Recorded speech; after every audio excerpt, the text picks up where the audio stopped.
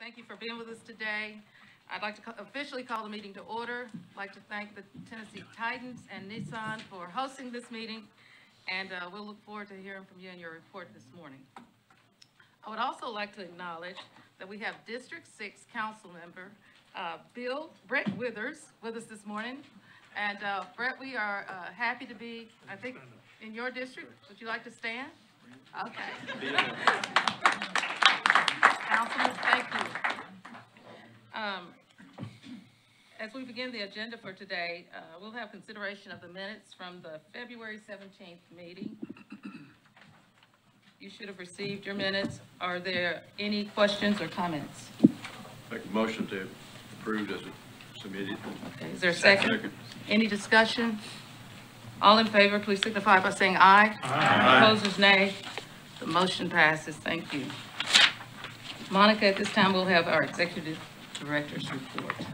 Good morning, everyone. Good morning. You have the agenda before you, and it's a short one. Following my report, we'll have a report with a recommendation from the Finance Committee on a contract amendment to our agreement with CAA Icon for our women's professional sports franchise study. We'll also have a Nissan Stadium report and a request from Nashville SC's ownership group. Are there any questions about the agenda? Also, and I know several of you are here, I do want to say a special thank you to Bridgestone Arena and the Nashville Predators for the incredible job the team did hosting the SEC women's basketball team.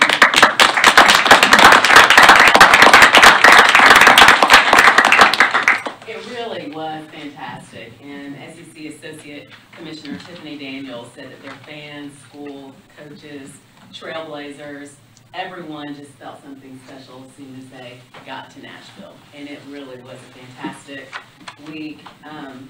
Every year the SEC institutions name 2 legends to honor during the tournament, and this year, in honor of the 50th anniversary of Title IX, they selected 2 trailblazers, and it was just a really special, it was a special thing. We had a wonderful reception for the Trailblazers, a school days event with over 2,000 Metro students who were able to attend games during the first session. Many who had never been to the arena before. We had a fantastic Title IX breakfast and panel that was sponsored by the Predators and hosted at the Tennessee Sports Hall of Fame. We had a downtown dribble Saturday afternoon, tons of kids dribbling balls and bouncing around the arena.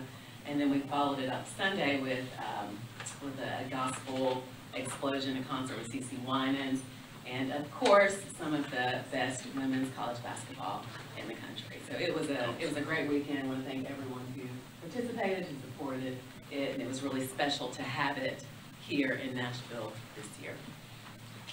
Are there any questions? If not, that concludes my report. Congratulations. Thank you, Monica.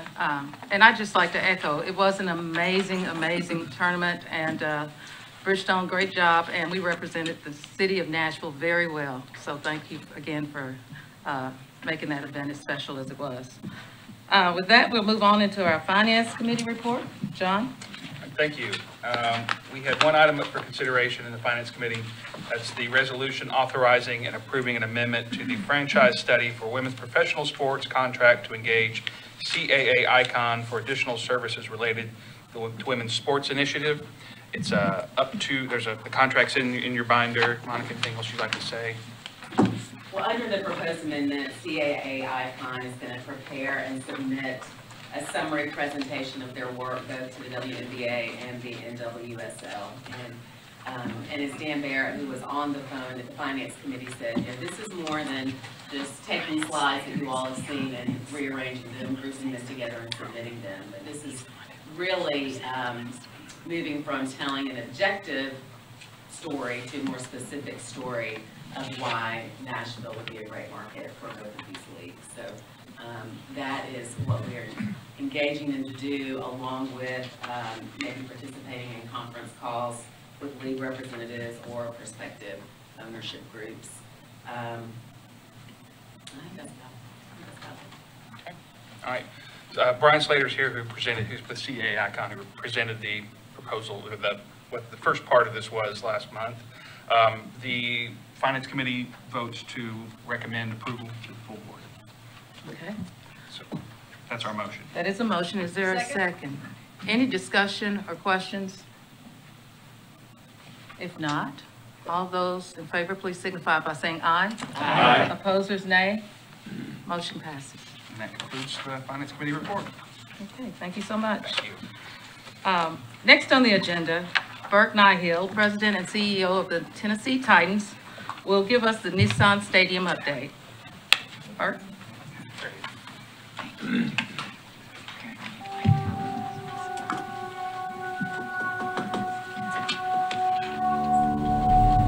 I do think they're the sleeping giant because they still don't have sizzle. No one's saying, ooh, the Titans are so fun and sexy. All they are is the #1 in the AFC. I beat that. Kevin Byard starts November with a bang. Henry running to the left. Titans win. What type of team y'all want to be? We got the whole world watching now. We were coming on the air with an update on those devastating tornadoes that hit the southeast in the middle of the night. When something happens to our neighbors, it happens to us. This is what's left of Waverly, Tennessee. Waverly Central High School stormed the field in the first high school football game to be played at the stadium. It sure feels good to have football back in Nashville. What a special day for our franchise.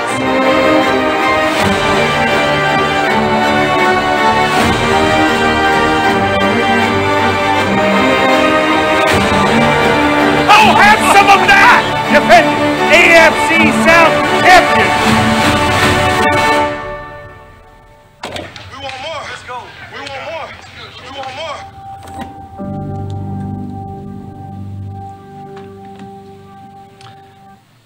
Hi, I'm Burke Nihill, President and CEO of the Tennessee Titans. Yes, thank you. I'm so proud of our organization. It's the people who have joined us over the last few years, the people who have been with us for 20 years. A video like that for me is a representation of the growth over the last 3 or 4 years. There's a quality of people that have joined us, the right initiatives. I think we've started we have this mission to win, serve, and entertain, and I mean, people are signing off on their emails with it, and we just are starting to react to every opportunity through that lens. And so watching a video like that, the football clearly is very important to us, and proud of the team performing well again this year. Did not reach the ultimate prize, but it's coming. We'll get there. But everything else that this organization is doing, we've got a lot of our senior leadership here today, and so publicly, thank you to the team for doing such great work. I want to do a look back on 21 quickly, and a brief look ahead at 2022. And then my guess is this board has some questions about some things that have been in the news about this stadium and its future. So happy to give you everything I know as of today. So looking back on 2021, it was a remarkable year considering that it was a pandemic restricted year. We actually set a record for attendance at 1.2 million fans that came through the doors. And when you think about the fact that we really couldn't have fans until June or so, CMA Fest was canceled this year, for example. To have set a record, 1.2 million fans coming through the door, I challenged Adam to find another venue in the world that had as many fans coming through in 2021, and he couldn't come up with any. That's not science, but we haven't found any. And it really is an effort by the part of the organization through that lens of win, serve, entertain. We're stewards of a venue, and it would be a real shame to have this be a place where football games are played and not much else. And so there's a point probably 12, 13 years ago that was probably true of this venue. And we've got some real grinders on the team now that have taken it upon themselves to deliver as many events as possible for Nashvillians and people who live in Middle Tennessee, and a range of events. So, you know, concerts are always going to do well here, but it's not just country concerts like the almost Garth Brooks show in 2021, but we had the Rolling Stones come to a sold-out house. If anyone was here, I have no idea how Mick Jagger moves like he does at his age. But we also, we finished off the Nashville Soccer Club away schedule start of their franchise, and we're able to fit in a lot of their games in a condensed schedule, and very excited for you all to be getting your own home. It looks beautiful.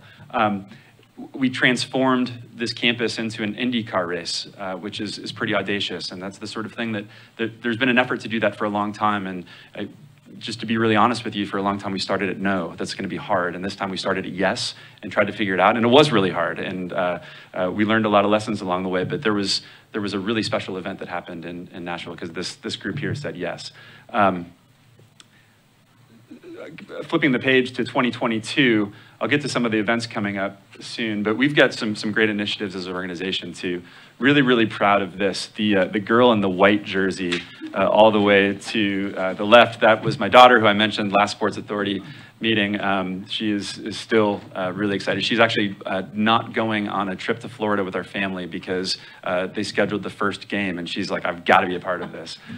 She's loving flag football, and so we're excited to be able to help kick that off and hope that it just spreads like wildfire throughout this state.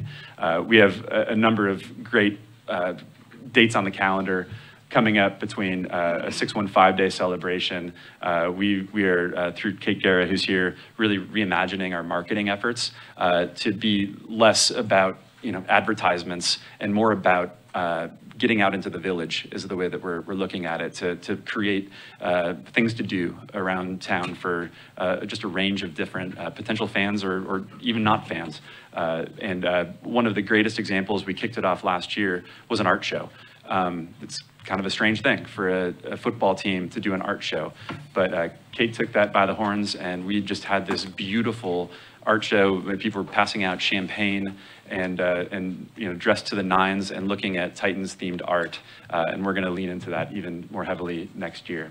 In terms of what's coming up, we are continuing to try to have this building just be as juiced as possible, with as many opportunities as possible for the community. And so we've already had our first event of the year, just a spectacular night with the NHL Stadium Series. Congratulations to the Predators on their effort to... I may be biased, and I've only been to one of these stadium events, but it sure, to me, I've seen a lot of them on TV, and it sure seemed to be the best execution of all. A lot of creativity put into it, and was just a special night of a couple organizations under the Sports Authority's banner coming together to do something special for Nashville.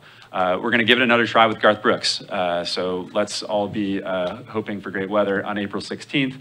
And just to point out one other kind of unusual event, we've got WWE SummerSlam coming to Nissan Stadium this summer. I'm not a huge WWE fan. I'm being cultured to understand it a little bit more, but there's a lot of WWE fans in the community that are really excited about this event. We're trying to just deliver as diverse a range of events as possible.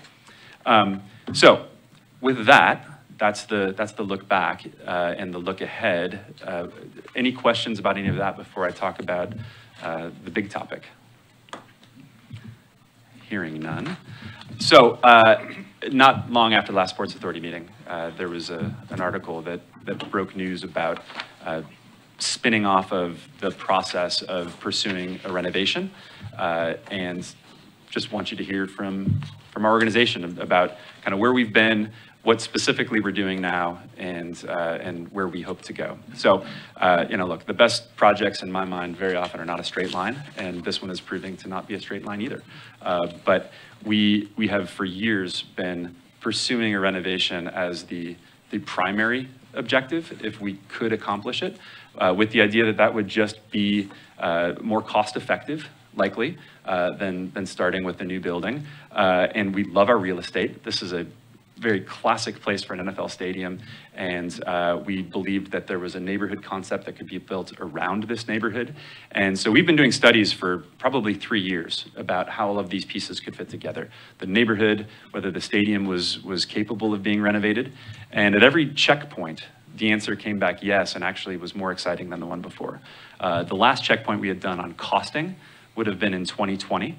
And by that point, we had developed some concepts with a national architect, and that architect was asked to go to a national contractor and do some studies on the specific cost at the time to update the building per those very conceptual plans to create an NFL standard stadium.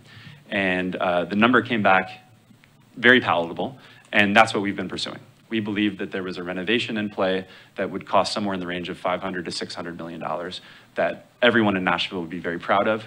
And we were working towards a financing plan that would include a heavy investment from the team, but then would also pursue this objective of taking the general taxpayer off of the hook.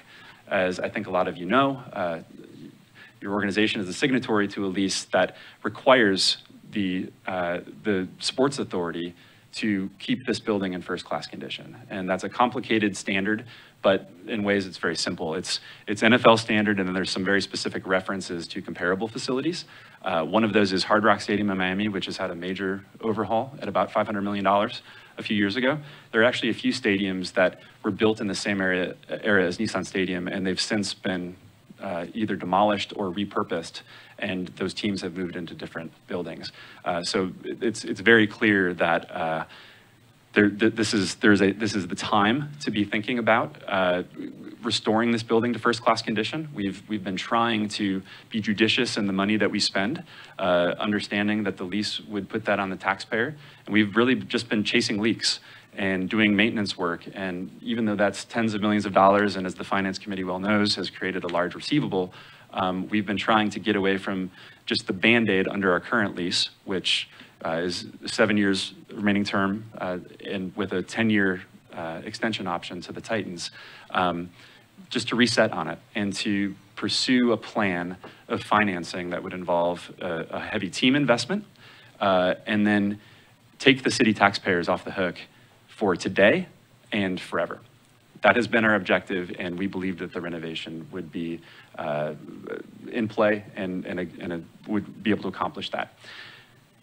We hired Kellen DeCourcy, who some of you know from the Nashville SC project, as a construction manager this fall, as we felt like we were rounding the final lap of the project. And we thought that there may be a deal in play with the city coming up on this spring. And so in the interest of measuring twice and jumping once, frankly, we were very concerned about inflation and wanted to understand what updates would have been in play from 2020 until now, so that we could make a measured decision about what sorts of projects we should pursue and which we may table for later, understanding that we may at this point be higher than 500, 600 million, but we would know what we're dealing with, and we could make those decisions. Kellen immediately jumped in and hired, in this case, 2 contractors, so that we could kind of weigh the benefit of 2 sight lines from national experts. And in January, those numbers came back, and they were breathtakingly higher. The numbers had doubled from what we had understood back in 2020. And certainly there was some inflationary pressure that was reflected in those numbers, but both contractors had identified things that were just cautionary to us. And it was about the condition of the building and how it was originally constructed, and frankly, whether or not it's a wise decision to spend hundreds of millions of dollars, whether ours or taxpayers or anyone's, on what would eventually be a 50 or 60-year-old stadium if we were to renew our lease for 30 years. And so the moment that we are in at this point is just stepping back. To be perfectly transparent and honest with you, it took about a week for my team to drag me off the floor after getting that news, because we just felt like we were so close on a renovation project that we were inspired by. I mean, I have a TV in my office that just has pictures scrolling by of the designs, and they were beautiful. It was just a high character renovation.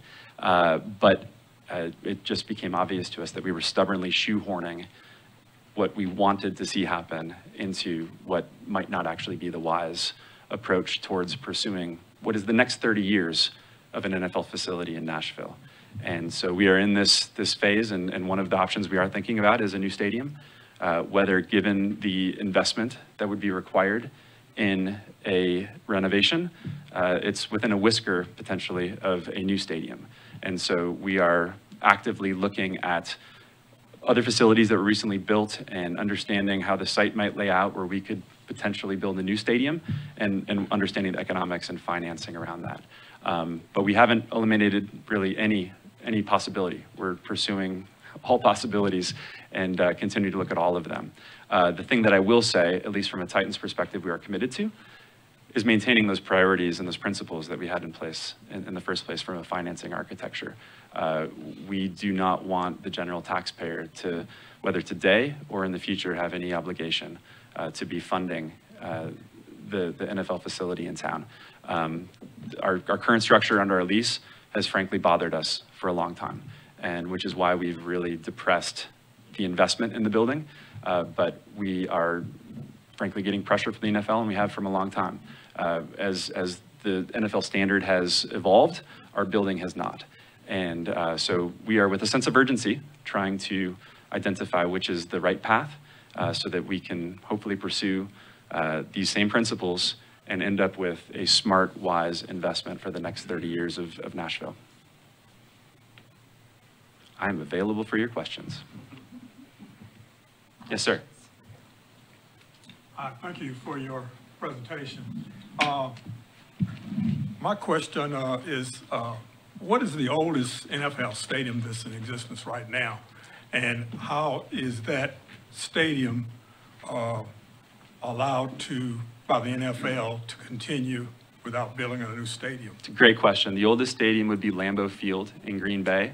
That stadium would be a bit like the pickup that looks old, but it's been rebuilt entirely from the inside. It's a historical landmark. So they've basically gutted that stadium and rebuilt it from the inside. They've invested hundreds and hundreds of millions of dollars to make this stadium, the Lambeau Field, into something that achieves NFL standards while still being in the same historical structure. Think Wrigley Field in Chicago, right, or Fenway Park. The second oldest, what I would refer to as a non-historical, just traditional stadium, is in Buffalo. I'm actually not familiar with the years, but I think it's about 40 or 50 years old. And any day now, they're going to announce a deal to build a new stadium. They are probably getting more pressure than us from the NFL, but their solution is just right around the corner, which then we kind of come to the top of the Pez dispenser from an NFL perspective, where we probably start getting more pressure than anyone else because Buffalo will have their solution.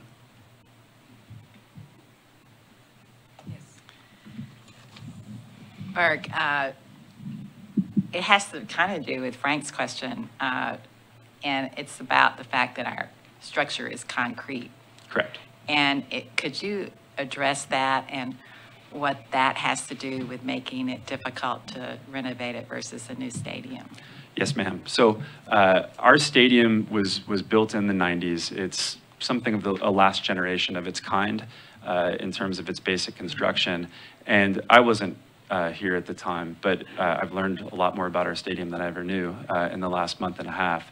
The stadium was built on budget. As I understand it, the arena was already under construction, and Bud Adams was in Houston looking around for a place to move his team, and was just smitten with Nashville. And Nashville was going to have to find a way, though, to help construct a stadium so they would have a place to play. But Nashville was not what it is today, and so there was a strain on finances to make it happen. And so nobody's making any comparisons to SoFi, but that stadium cost $5 billion. Our stadium cost $170 million to construct. That's not land cost, but the actual construction cost was $170 million. God bless my predecessors and the sports authorities. They actually came in at $167 million. They came in $3 million under budget. But that required making construction decisions to stay under budget. And the right construction for longevity, Kellen can explain this a lot more than I do. I play a contractor on TV. It would be steel construction. And they built it with precast concrete. And precast concrete is not designed to last as long as steel construction. It's not as flexible as steel construction. I was just having a conversation with Kellen yesterday, because again, we keep digging in, and I personally want to understand more. And he was explaining that as some of these areas that would need to be modified for NFL construction, or for NFL standards, you're digging into concrete, which is just, it's not possible. It's built just to be this building and be this building forever. And so a lot of it does have to do with the concrete construction. Utilities was another piece where they just laid in utilities to get the job done. And at this point, they're incredibly inefficient and would not support any additional expansion. We would have to replace a lot of those utility systems and probably stay on top of that as well. Back to the concrete, because this will maybe bring it home for this group. We have given updates about stadium condition reports quite a bit, and we keep talking about needing to fix the leaks, right? And what we're learning from this process over the last month and a half is that will never stop. So we have spent $10, $12 million chasing leaks through the concrete, and that will never fully do the job, is what we're learning. It's just the nature of this construction. So back to the question, if we're making a 30-year decision, does it make sense to double down on this building when we're getting this condition report, or does it make sense to consider alternatives that could be built better and just have more assurances that it's going to last beyond 30 years, right? You want your NFL stadium to be something where you can continue to renovate, down the line. So we're knee deep and probably shoulder deep in the process of learning more about what these options are and what would be best for the community. Yes. Go ahead, Ken. So we're talking about options. What's our timeline with options? It's a great question. So let me start with this answer. We feel a sense of urgency because of the inflationary environment. So whatever it costs today to do something, chances are it's 8 to 20% per year more expensive. So whether it is just sticking with the renovation plan or pursuing a new building, whatever we think would be the budget today is likely going to, we're going to exceed that because of the inflationary environment. So that's driving a sense of urgency for us, driving a sense of urgency from the city. We, again, are kind of knee-deep in understanding what the options would be. And just speaking about the potential of a new stadium, Kellen and contractors we have hired are trying to create a budget-driven process so that we can understand what other buildings of a similar size have been built, how much have they cost, and we just define a budget soon. And I mean in the next few months, define a budget, and then all of the designs have to work into the budget. So rather than deciding what a building should look like and then figuring out what it costs, doing the opposite, starting with a budget that we stress test and believe in, and then design to that. So that's been our primary focus. We're not thinking about what would a building look like.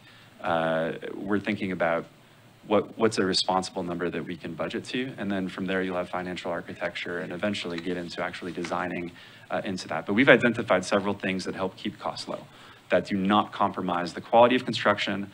They don't compromise the fan experience. They don't compromise the iconic nature of a building even. So one thing is square footage. If you can have the right amount of square footage in a building to have a great fan experience, but you don't have any wasted space, that keeps costs low. And so we've looked at a few buildings that have been built recently that have way too much extra space. We wouldn't do something like that. The ones that have stayed under budget have just had exactly the right amount of space. And so we're working to identify what that would be. There's other things around building materials, not concrete versus steel, but things like an exterior of a building. Las Vegas just built a stadium with black glass all around it.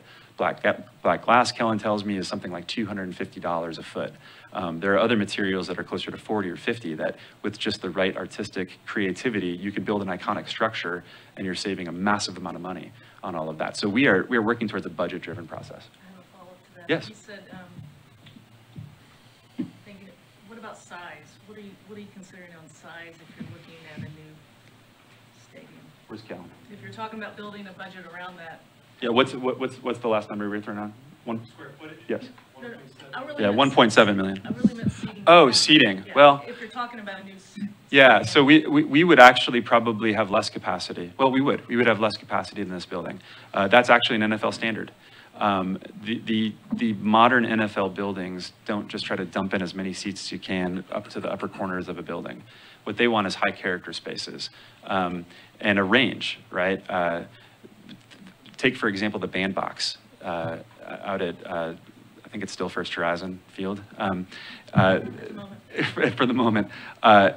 that's a great social experience for a certain demographic, right? And then take the Lexus Lounge at Bridgestone Arena. That's a great amenity for another demographic.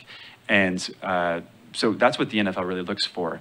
And they actually like the idea of higher character and less seating. This is always a question that I get. Super Bowls, they used to have a standard of 75,000 seats. They do not have that standard anymore. What they want are the right buildings with the right seating products. That really is one of the major challenges with converting this building that's built very basically with concrete into a future building. Where the puck is going building is we needed to find new experiences and spaces to meet the NFL standard. And this building is just harder to modify. So I would give you the number 60,000-ish. This building is 69,000, you know, give or take a couple thousand. But we would work backwards from what are the right seating products and not necessarily be targeting a specific number of seats. The $600 million to renovate the stadium we have now and the concrete structure we have, and you can't do a lot with it. What is the $600 million? Is it mostly cosmetic stuff to that stadium? Or what brings that up to $600 million when you can't do anything to the stadium itself? So 600 million was the old number. The new number was much higher than that, actually. It's media 600 million. Sure. Yeah. It is a range. I mean, it is to give you a sense. I don't know if you've been there, but Hard Rock Stadium was a building that was renovated. That was a basic building, and it was renovated into a more modern NFL standard building. And certainly some of it is cleaning up and cosmetics. There's no question about that. But the real expense was in the infrastructure. It was in the stuff that was behind the walls that didn't really speak to experience. I mean, look, this carpet would be replaced. Is there a cost of that carpet being replaced? Absolutely. But the real driver of the expense was the stuff that was behind the walls or the challenges to converting certain spaces to the more modern spaces. Question with reference to the original cost, $600 million. Did you get an updated cost from 2020, with the latest cost that you got from the two contractors? Yes, sir. That's exactly what we did. So, how much was the $600,000 when it was updated? The $600 million.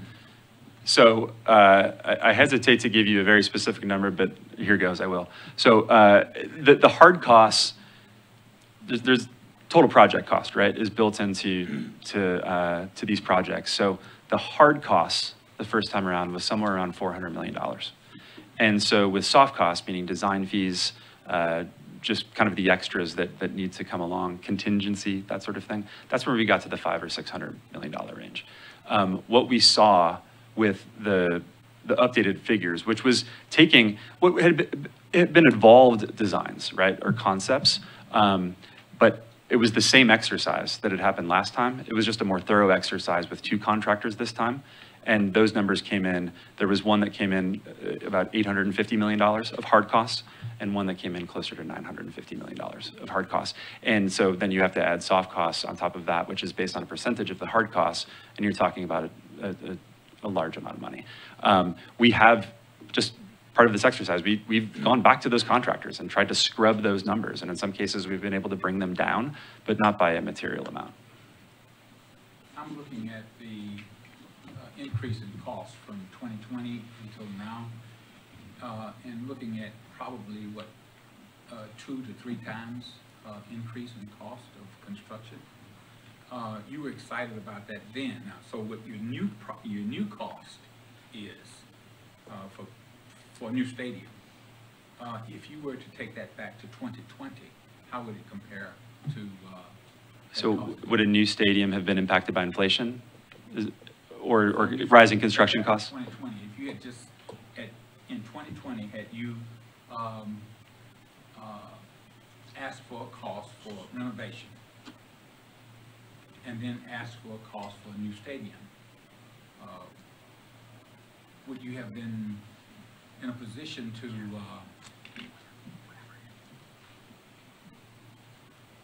still determine that all of the excitement that you had about upgrading would not have been worth the new stadium cost? It's possible. I mean, I think if you had anything budgeted in 2020, this is an inflationary environment and certain costs would have gone up, whether it's a renovation or a new stadium. I think the difference between the study that we did in 2020 and the one that we did over the winter is, frankly, they just went that much deeper. And the plans had evolved a little bit. We knew that there was a little bit of scope creep, but we had all of those scope creep issues priced out as we went, and nothing in those reports showed that those estimates were wrong. Those estimates were spot on. The difference was in the infrastructure behind the walls. And in some cases, I would hazard to guess, and it is just a guess, but I think part of the work that we've done on the concrete during that time, and the fact that it hasn't actually addressed all of the concerns, the later contractors had the benefit of knowing that and understanding that this isn't something that you can just kind of one time seal over and sweep over and be done with it. It's an infrastructure issue that eventually is just going to have to be addressed, or we'll continue to be chasing these leaks all the time. So it's hard to answer your question. I will tell you that the two contractors we went with this time are two different contractors from the first one that did the work. But I think what is really telling, and I think I give Kellen a lot of credit for thinking about doing it this way, we had two contractors that didn't have access to each other's work, and they both came in within the margin of error of each other. So that to me says that those numbers are reliable. And when we've asked them, so this number was that, now it's this on certain areas, a lot of the answers came back that, well, this one didn't count for having to cut back the prefab concrete, or this one made the assumption that the utilities could support it. And both of these two contractors have now opined that those utilities, in fact, can't support it and would have to be overhauled. So I personally get some comfort knowing that there were two contractors who came in over the last few months, and they came in pretty darn close to each other. What are the NFL standards that you were speaking of that this stadium does not meet? It's a great question. It's really hard to put in bullet form. A lot of it has to do with what I just described around experience. This is a very basic building in the eyes of the NFL. There are things around experience, around how food and beverage and concessions work.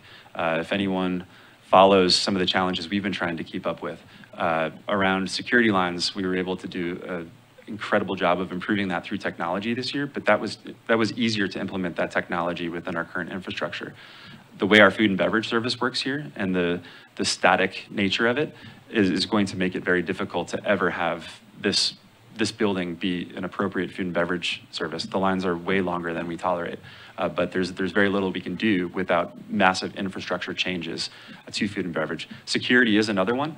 The NFL is satisfied with this building. We're kind of grandfathered in many ways into certain things, but this is one of the probably bottom 20% of the buildings in the NFL that are pre-9/11 buildings.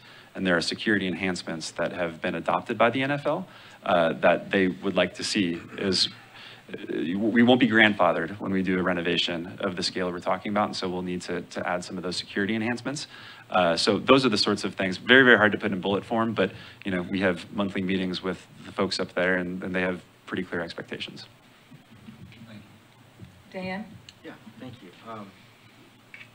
Obviously a lot of attention on these numbers, like these are giant numbers, and having an opportunity to sort of dig in, I appreciate you being willing to take all of our questions. When this stadium was built, it was built sort of to the minimum level of expectation. These numbers that are now coming out in terms of revision on the $650 million estimates from 2 years ago, if we're to approve something like that and we build or renovate, are we now achieving the letter of the lease? Or would you say we're once again sort of building to the lower end minimum expectation? Well, I mean, our objective in scoping out a renovation was to hit the letter of the lease, was to get to, we were trying, our phrase was win on character. Right. In scoping this out. We were not trying to win on opulence or win on features. We were trying to win on character. We feel like Nashville is a character city, and we could make financial decisions on spaces that, you have a hat show club, right? You don't have to have bright and shiny throughout the whole place. It's places that Nashville resonate with because you think through, the character of it. So we felt like it was actually a very modest plan that hit, we weren't necessarily thinking about the lease specifically, Dan, because what we were envisioning was something that would just be a totally different lease. But in terms of the objective, it would have been the same, which was to get to NFL standards of first class and keeping up with, the general momentum of these facilities without spending any more than we had to get to that place. Does that answer your question? Yeah, I believe so. I'm trying to put a fine point on not making the same mistake. Yes. Right? Where we got built what we could get built 25 years ago. I certainly, as a member of this body, don't want to spend any more. No one does. But I also don't want to be here in 15 years having a different discussion about concrete that's not addressable like we're having today. Yeah. And so I'm wondering, and maybe this is more a question for the engineering groups, but are these estimates taking, I guess, better consideration into adjustment and improvement over the term of expected utilization? So in the context of the renovation, would I have been told by contractors, frankly, some people from the city who worked on the original project and are still around, they're thinking 10 years is when we would have all been back huddling together and saying, what do we do now? If we just shoehorn and plow ahead with the renovation. There's only so much that can be done now. And again, to your question, one of the triggers for me was, what's your favorite 50-year-old NFL building? And there isn't one, other than Lambeau, which was built from the inside out. And Buffalo has been a problem for a long time, and they're finally moving on. And especially when our building was not built to the quality of a lot of the other buildings. I mean, the Sports Authority's own report at some point a few years ago identified it as uninspiring and was built by cost-cutting construction, right? So I think that's something that, frankly, we may have just been so focused on trying to find the most modest approach to getting this building where we would, be compliant with NFL standards, be a building that the city could be proud of.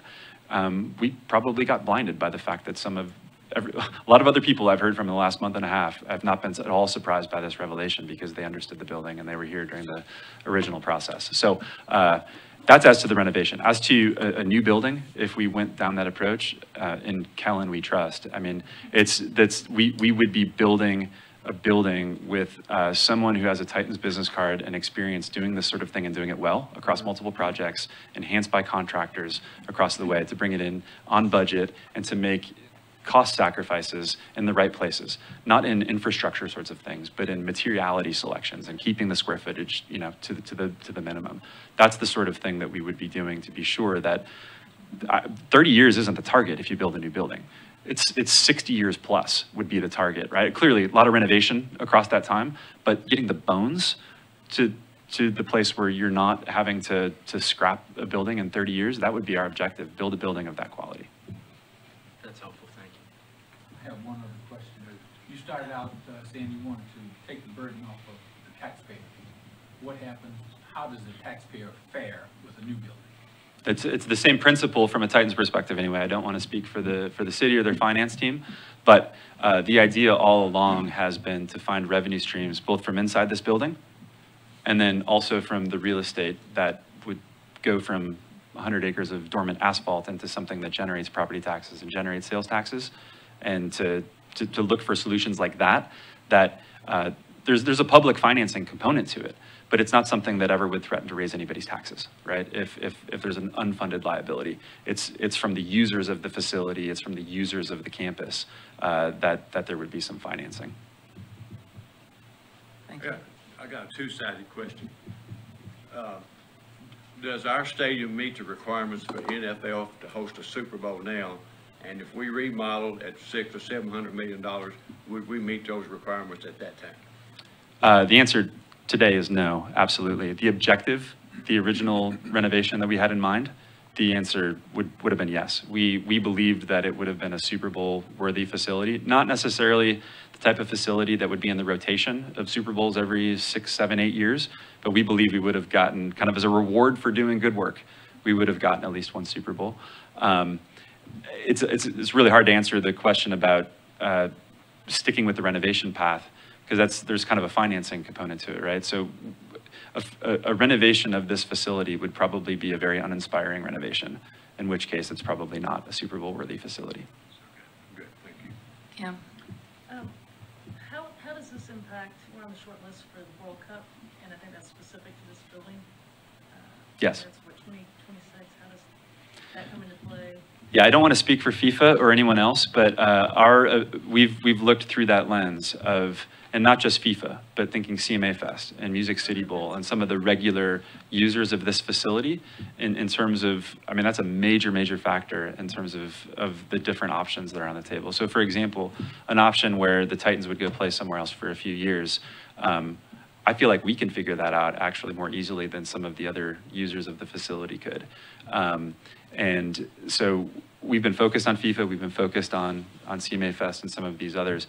And we've come to the conclusion that it's actually a pretty elaborate or a pretty elegant solution to allowing those events to continue to take place, including FIFA.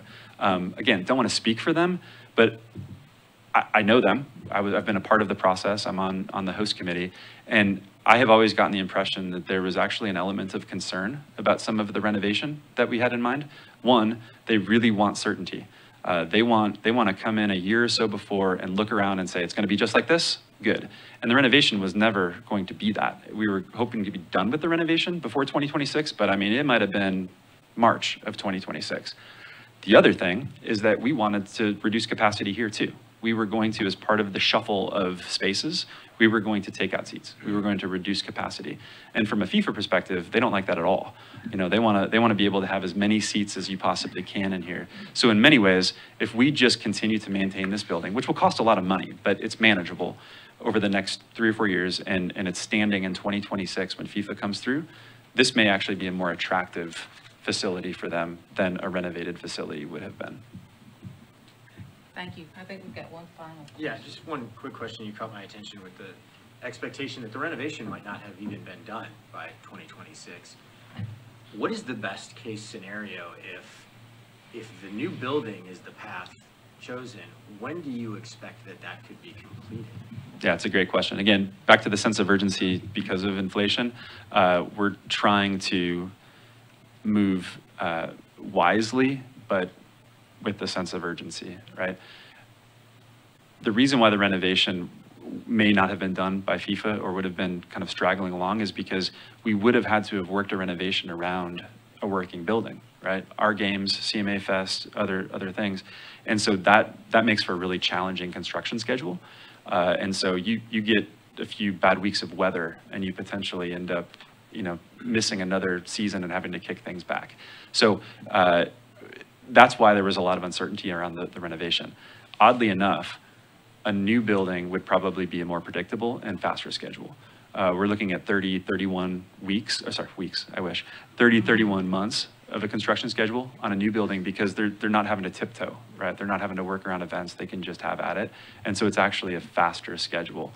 But you're looking at, even if we identify that's the right approach and you know, all stakeholders agree that it's the right approach and things are resolved, you know, certainly we're looking at months to identify that to be true.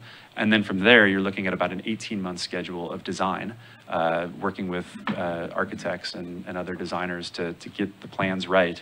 And then that schedule starts. So we believe that there is a path forward. It's a little bit aggressive, but there's a path forward that if we have alignment by the fall, we could potentially have a new stadium open for a 2026 Titans season. It's aggressive, but we believe that that's within play. Okay. One final small question. Small, because Bert, you worked pretty hard this morning. Thank you. But I just want you to, if you could leave us within a vision of the fans' experience. I mean, it's a lot of moving parts here, but what do you all believe or hope for the fan experience to be? Great question. I know we're running low on time, but let me start outside the building. We still believe, to the extent we have any influence, that converting 100 acres of parking into Nashville's next great neighborhood, that's built around Nashvillians, that's built around locals from all income levels, all races, all experiences. Like that is the goal of this neighborhood to the extent we have an influence over it. And so that informs, like when you get onto this campus, we would love for it to be a really vibrant and celebrated experience 5 years from now and 50 years from now. You know, a lot of green space and just a wonderful place for this city. And then our building, the dream would be that you don't know which one came first, right? Was it the stadium or was it the neighborhood? They should respect each other. They should play off of each other. They should like to kind of be neighbors with one another. We've heard a lot about people believing that we're looking for a sports and entertainment district, and that is absolutely false.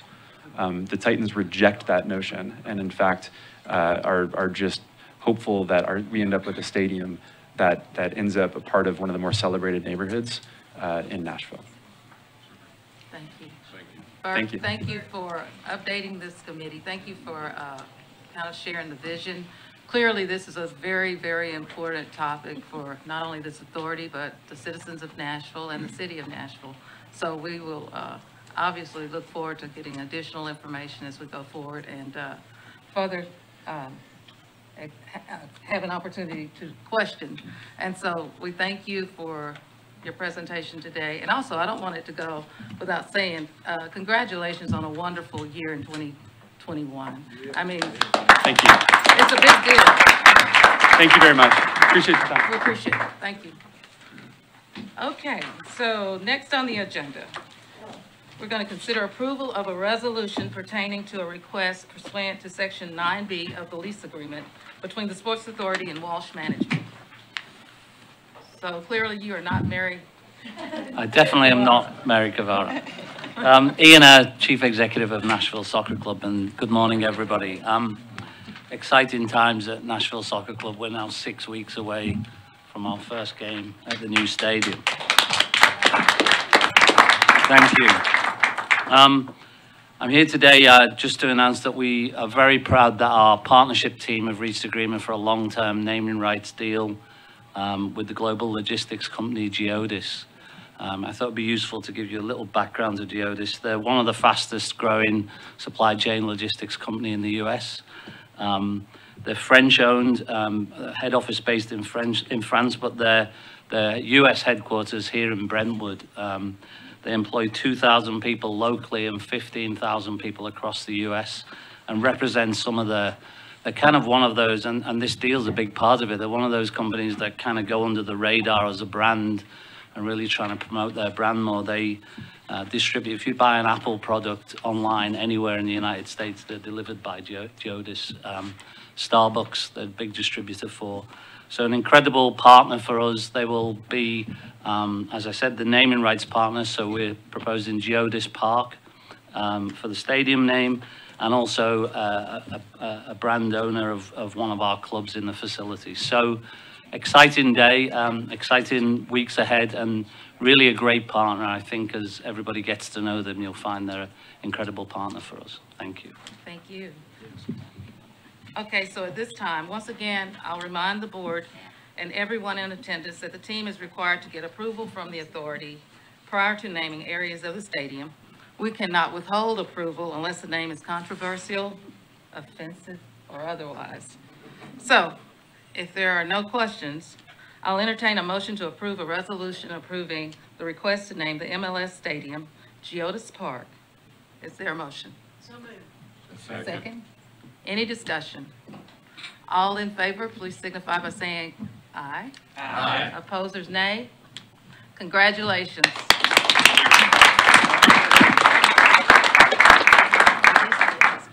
So this has been a long time coming, and we are thrilled about the stadium, which opens next month. And we hope that you all will be able to join us at the fairgrounds at the conclusion of this meeting today, where we'll have a public announcement of the new name. So congratulations again. That's exciting. This concludes our agenda. I'd like to thank the members of the board, Sports Authority staff, Metro Legal and Finance, our facility team representatives, and I also want to take a moment to extend a special thank you to Margaret. Margaret, you have been an amazing partner and team member. You've contributed so much to the city of Nashville and to this authority. You've served as our finance chair, and you've also served as chair of the Women's Sports Initiative. So we thank you for everything that you've done, but we know you're not going far, that you're going to continue to serve on as the leader of the advisory sports, women's sports committee. So I think she deserves a round of applause.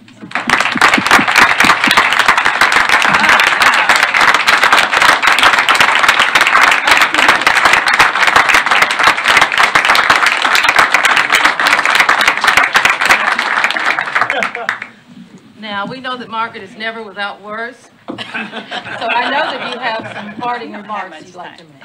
Well, I'm surprised you said anything. Thank you, Kathy. Well, you know, as I was listening today, I thought, I mean, obviously I'm reminiscing. I've been on the Sports Authority for 12 years, and I'm just thinking about what it was like when I first got on the Sports Authority. I mean, and we had the Women's Final Four, which was really the first national event that was held in Bridgestone Arena in 2014. Now you think what's happened since then. I mean, what's going on with our community and downtown, and we're just on fire. And just since our last Sports Authority meeting, there was the NHL Stadium Series with the partnership between Nissan and the Preds, and the Sounds are opening up, and they had more attendance than any other, you know, stadium in the nation last year. And then we had the SEC tournament, and you know, the Predators just made it come alive with what they did to make sure the fan experience was wonderful. And then the game itself had more people watch it than any other women's conference championship ever.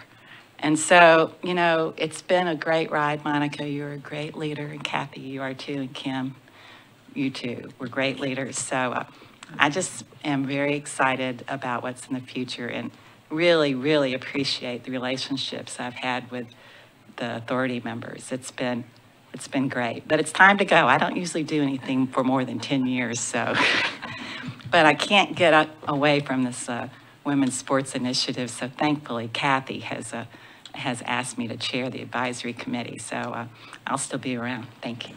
Thank you. Thank you so much.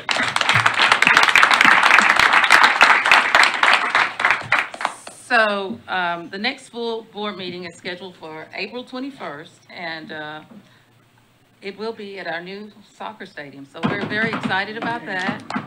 And I'm going to ask the members of the authority, if you would, please come by Margaret's, and we're going to sign her little name tag before she leaves today.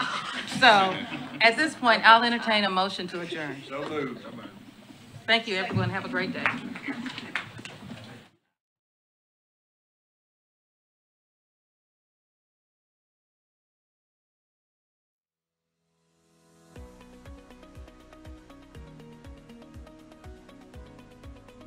This has been a service of the Metro Nashville Network. If you would like to see this presentation again, or for more information on this and other programs, visit nashville.gov.